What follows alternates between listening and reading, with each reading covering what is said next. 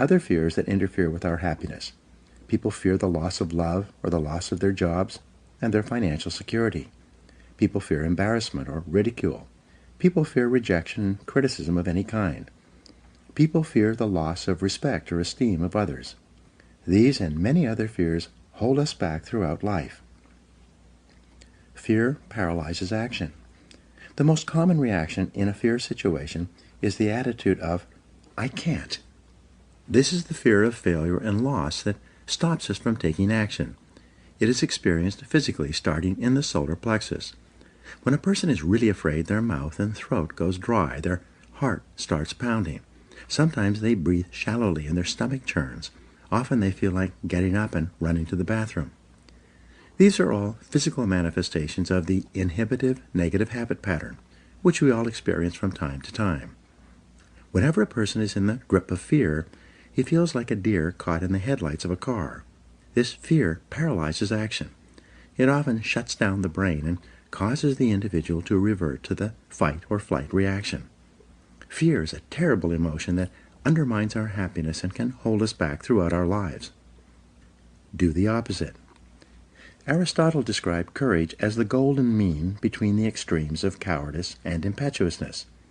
He taught that to develop a quality that you lack, act as if you already had that quality in every situation where it is called for.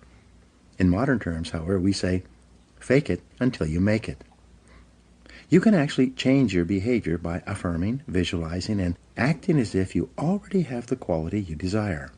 By affirming, by repeating the words, "I can do it," emphatically, whenever you feel afraid for any reason, you can cancel the feeling of, "I can't." Every time you repeat the words, "I can do it," with conviction, you override your fear and increase your confidence. By repeating this affirmation over and over again, you can eventually build your courage and confidence to the point where you are unafraid. Visualize yourself as unafraid. By visualizing yourself performing with confidence and competence in an area where you are fearful, your visual image will eventually be accepted by your subconscious mind as instructions for your performance. Your self-image, the way you see yourself and think about yourself, is eventually altered by feeding your mind these positive mental pictures of yourself performing at your best. By using the act-as-if method, you walk, talk, and carry yourself exactly as you would if you were completely unafraid in a particular situation. You stand up straight, smile, move quickly and confidently, and in every respect, act as if you already had the courage that you desire. The law of reversibility says that if you feel a certain way, you will act in a manner consistent with that feeling. But if you act in a manner consistent with that feeling, even if you don't feel it, the law of reversibility will create the feeling that is consistent with your actions. This is one of the greatest breakthroughs in success psychology. You develop the courage you desire by disciplining yourself repeatedly to do the thing you fear until that fear eventually disappears. And it will. Blow away the fear. When I work with sales organizations, they often ask me how to help a salesperson break out of a sales slump, especially in a tough economy. I give them a simple formula that is guaranteed to work every single time. It is called the 100 call method. In practicing this method, I instruct the salesperson to go out and call on 100 prospects as fast as he can without caring at all whether or not he makes a sale.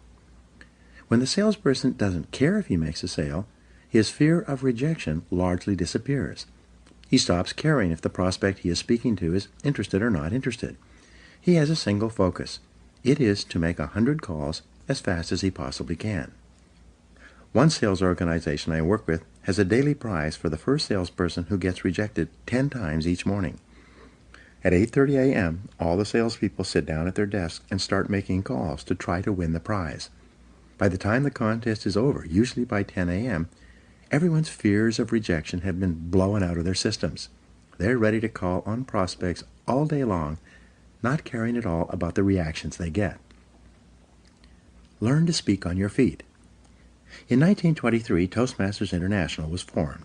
Its express purpose was to take people who were terrified of public speaking and help them to become confident and competent when speaking on their feet in front of an audience. According to the Book of Lists, 54% of adults rate the fear of public speaking ahead of the fear of death. But Toastmasters International had a solution. They created a system based on what psychologists call systematic desensitization. Once a week at a luncheon or dinner meeting, small groups of Toastmasters come together. Each person is required to stand up and give a short talk on a specific subject in front of a group of their peers. At the end of each talk, the speaker receives applause, positive input, and comments from the other members.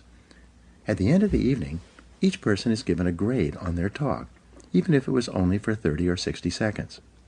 After 6 months of attending Toastmasters meetings, the individual will have stood on his feet and spoken 26 times, receiving positive applause and feedback each time. Because of this continuous positive reinforcement, his confidence increases dramatically. As a result of this process, countless Toastmasters have gone on to become excellent public speakers and prominent people in their businesses, organizations, and communities. Their fears of public speaking are gone forever. Eliminate 2 fears at once. Psychologists have found that certain fears are bundled together in the subconscious mind, like wires on the same circuit. If you can overcome your fears in one of these areas, you will also eliminate other fears on the same circuit. The fear of rejection, or called reluctance, seems to be bundled together with the fear of public speaking. When you discipline yourself to join Toastmasters or to take a Dale Carnegie course to learn to speak confidently on your feet, your fears of rejection largely disappear as well. Your level of self-confidence in all your interactions with others increases dramatically. Your whole life changes in a positive way. Confront your fears. Your ability to confront, deal with, and act in spite of your fears is the key to happiness and success. One of the best exercises you can practice is to identify a person or situation in your life of which you are afraid and resolve to deal with that fear situation immediately.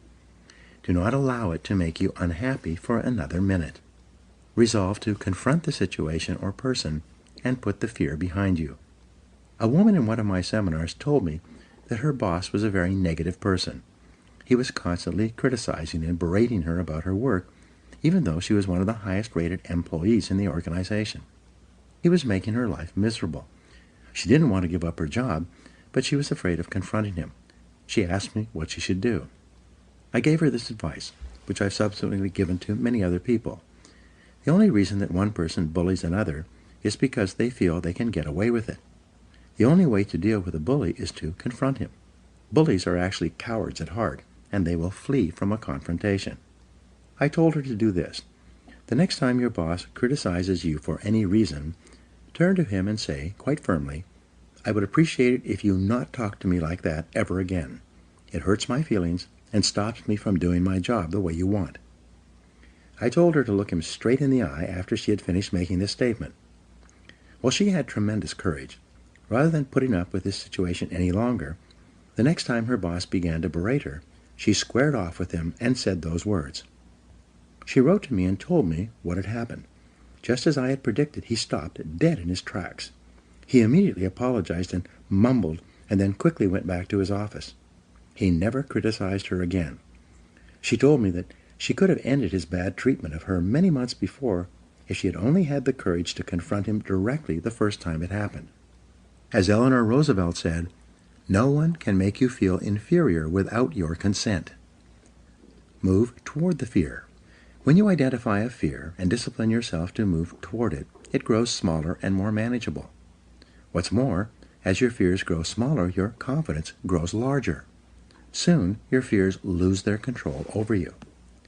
In contrast, when you back away from a fear-inducing situation or person, your fear grows larger and larger.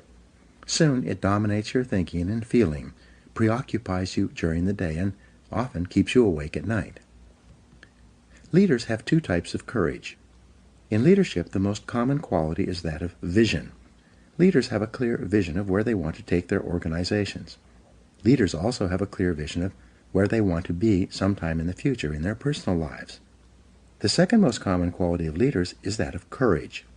Leaders have the courage to do whatever is necessary to fulfill their vision. They lead from the front and dare to go forward. There are 2 types of courage that you need. First, you need the courage to launch, to take action, to take a leap of faith. You need the courage to go all in, without any guarantee of success and with a high possibility of failure, at least in the short term. The major feeling that holds most people back is that, in spite of all their best intentions, they don't have the courage to take the first step. The second type of courage that you need is called courageous patience. This is the ability to hang in there and continue working and fighting after you've gone all in and before you have yet seen any results or rewards. Many people can muster up the courage to take action toward a new goal, but when they see no immediate result, they immediately lose heart and pull back to safety and security. They don't have staying power. Deal with the fear directly. The only way to deal with the fear is to address it head on. Remind yourself that denial is not a river in Egypt. The natural tendency of many people is to deny that they have a problem caused by a fear of some kind. They're afraid of confronting it. In turn, it becomes a major source of stress, unhappiness, and psychosomatic illness. Be willing to deal with the situation or person directly. As Shakespeare said, take arms against a sea of troubles, and in so doing, end them. The companion of fear is worry. Like twin sisters, fear and worry go around together. Mark Twain once wrote, "I have worried about a lot of things in life, and most of them never happened." It's been estimated that 99% of the things that you worry about never happen. And most of the things that do happen so quickly that you didn't have time to worry about them in the first place. The disaster report. Whenever you're worried about something, fill out a disaster report on the situation. This will destroy your fear and worry almost instantly. This is often called the worry buster. The disaster report has 4 parts. First, define the worry situation clearly. What exactly are you worried about? Very often, when you take the time to be completely clear about the worry situation, a way to resolve that situation becomes immediately evident. Second, identify the worst possible thing that could happen if this worry situation were to take place. Would you lose your job? Would you lose your relationship? Would you lose your money? What's the worst thing that could possibly happen? Be clear about this. In many cases, you will see that should the worst occur, it would not ruin you. It might be inconvenient or uncomfortable, but you would eventually recover. You will find that it's probably not worth all the worry that you are devoting to it. The third step in the disaster report is to resolve to accept the worst possible outcome, should it occur. Say to yourself, well, if that happens, it won't kill me. I'll find a way to get along. Most of the stress of worry comes from denial, from not being willing to face the worst possible thing that could happen. But once you resolve to accept the worst, should it occur, all the worry and stress seems to disappear. Fourth, begin immediately to improve on the worst. Take every step that you possibly can to make sure that the worst possible outcome does not occur. Take action immediately. Do something. Get on with it. Act quickly. Get so busy making sure that the worst thing does not happen that you have no time to worry. The real antidote. In the final analysis, the only real cure for fear or worry is disciplined, purposeful action in the direction of your goals. Get so busy working on your goals or the solutions to your problems that you have no time to be afraid or to worry about anything. When you practice the self-discipline of courage and force yourself to face any fear-inducing situation in your life, your self-esteem goes up, your self-respect increases, and your sense of personal power grows. You eventually reach the point in life where you're not afraid of anything. Once you've developed the courage to step out in faith, you must then develop the self-discipline of persistence, which we'll talk about in the next chapter. Now, here are 7 action exercises for you. 1. Identify your 3 biggest fears in life right now. What are they? 2. Determine what you would do in each of these situations if you were guaranteed of complete success. What actions would you take? 3. What have you always wanted to do but been afraid to attempt? What would you do differently if you were guaranteed of success? 4. In what 3 areas of life and work do you most experience the fears of failure and loss? What steps could you take immediately to confront and eliminate those fears. 5. In what 3 areas of life do you most experience the fears of criticism, rejection, or embarrassment? How could you confront these fears and overcome them? 6. What one great goal would you set for yourself if you knew you could not fail? And 7. What would you do differently in life if you had $20 million in the bank, but only 10 years left to live?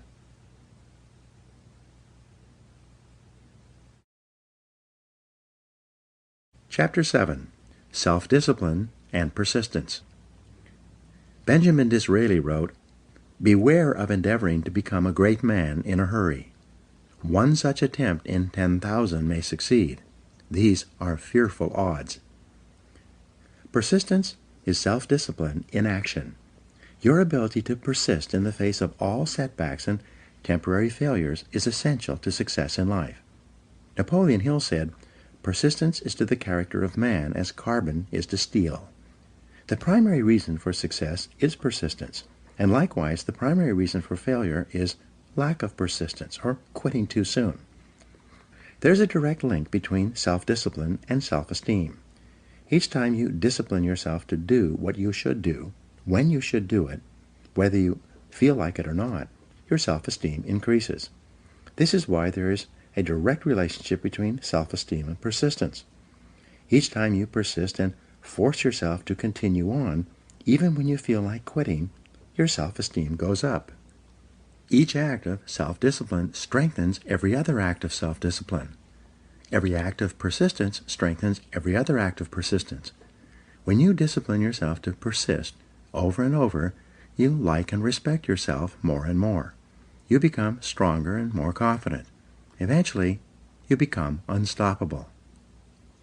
The reward of persistence. Persistence is its own reward. Every time you force yourself to persist on a task, whether it is large or small, you feel happier and better about yourself. When you go the extra mile and do more than you are paid for or more than is expected, your self-esteem goes up. You feel more powerful and in greater control of your life.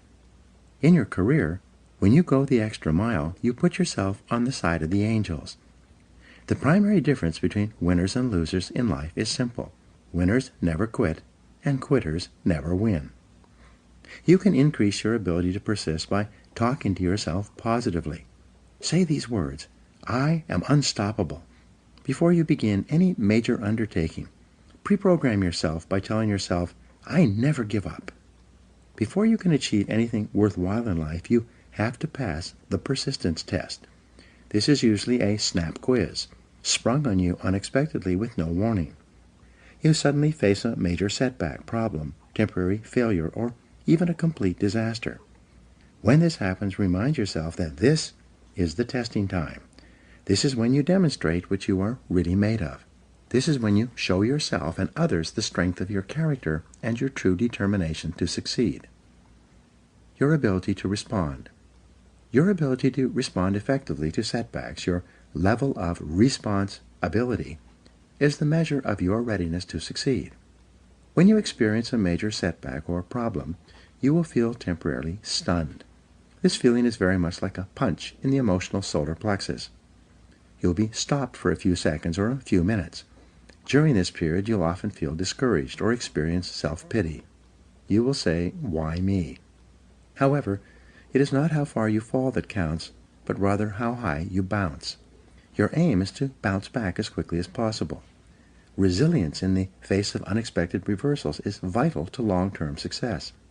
Remember the warrior's creed. I will lay me down to bleed a while, and then rise and fight again.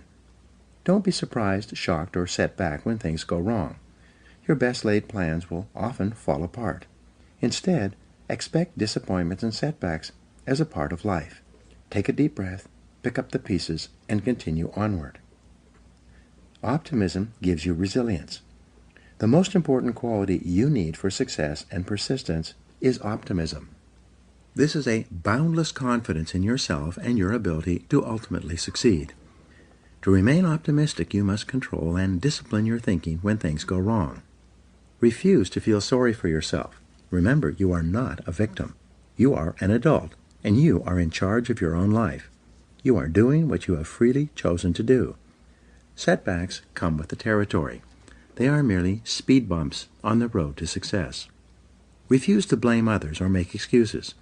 When you complain or blame other people, it just makes you feel and sound petty and small, and, what's worse, it takes away your personal power. Whenever you criticize or complain, it makes you feel weaker and reduces your ability to deal effectively with the situation. Instead, greet every setback by repeating, "I am responsible." Look for the reasons why you are responsible for what happened rather than trying to pass on the blame to other people. No excuses. Be proactive versus reactive. Resolve to focus on the solution and what can be done now rather than on what happened and who's to blame. Think in terms of the actions you can take to resolve the situation rather than what went wrong and who is to blame. To remain optimistic, look for the good in every situation. When you look for something good, you will always find something good. Furthermore, while you're looking for something good, because your conscious mind can only hold one thought at a time, you'll automatically become positive, optimistic, and back in full control. Seek the valuable lesson in every problem or difficulty. Every setback you face contains one or more lessons that have been sent to you to help you to be more successful in the future. The difference between success and failures is simple. Failures feel sorry for themselves when things go wrong, whereas successful people look for the valuable lesson they can learn that will help them in the future. Look for the gift. Norman Vincent Peale used to say, "When God wants to send you a gift, he wraps it up in a problem." The bigger the gift that God wants to send you, the bigger the problem he wraps it up in. Instead of concentrating on the problem, look for the gift. Wonderfully enough, you will always find it. What's more, sometimes the gift or valuable lesson can be of far greater value than the cost of the problem itself. Sometimes one lesson that you learn in dealing with a problem can be the key to your long-term success. As Napoleon Hill wrote, "Within every problem or obstacle lies the seed of an equal or greater opportunity or benefit. Your job is to find it." Continually think of yourself as a strong, powerful, resolute person in the face of adversity. In World War I, a British general was described by his superiors. "There he stands, like an iron peg, driven into the frozen ground, immovable." Let this be an accurate description of you whenever you face difficulties or problems of any kind. Resolve to stand like an iron peg, driven into the frozen ground. Resolve in advance. When you resolve in advance that you will never give up, your success is virtually guaranteed. In the final analysis, nothing can really stop you but yourself. In life, it doesn't matter how many times you get knocked down. All that matters is how many times you get back up. If you continue to get back up and press onward, you must eventually reach your goal. Each time you exert your self-discipline to persist in the face of adversity, you also increase your self-esteem and self-confidence. Then, as your self-esteem increases, you feel stronger, more powerful, and more unstoppable. When you feel better and stronger, you become more capable of persisting the next time, and then the time after that. By disciplining yourself to persist in the face of all adversity, you put your life onto an upward spiral of self-esteem, self-discipline, and persistence until you eventually become like a force of nature. Persistence is self-discipline in action. In Part 2, you will learn the specific things you can do to apply these principles to the practical areas of life, to achieve greater success in your work and career, and to fulfill your potential in the months and years ahead. Now, here are some action exercises for you. Number 1, identify one area in your life where you need to persist even harder to achieve your goal, and then take action in that area. 2, identify a goal in your life that you did not accomplish because you failed to persist through to completion. What steps could you take today to succeed in that area? 3, identify one big goal that you achieved because you persisted and refused to give up, no matter how difficult it became. 4, decide on your major definite purpose in life, the one goal that if you achieved it, would have the greatest positive impact on your life. 5. Write down your goal clearly. Make a detailed plan of action to accomplish it, and then tell yourself that failure is not an option. 6. Make a decision today that you will persist until you succeed, no matter what happens, because I am unstoppable. 7. Resolve to set and achieve one important goal, overcoming the inevitable difficulties, problems, and setbacks you will experience, and to work on it until you succeed. Repeat this process over and over until persistence becomes a habit.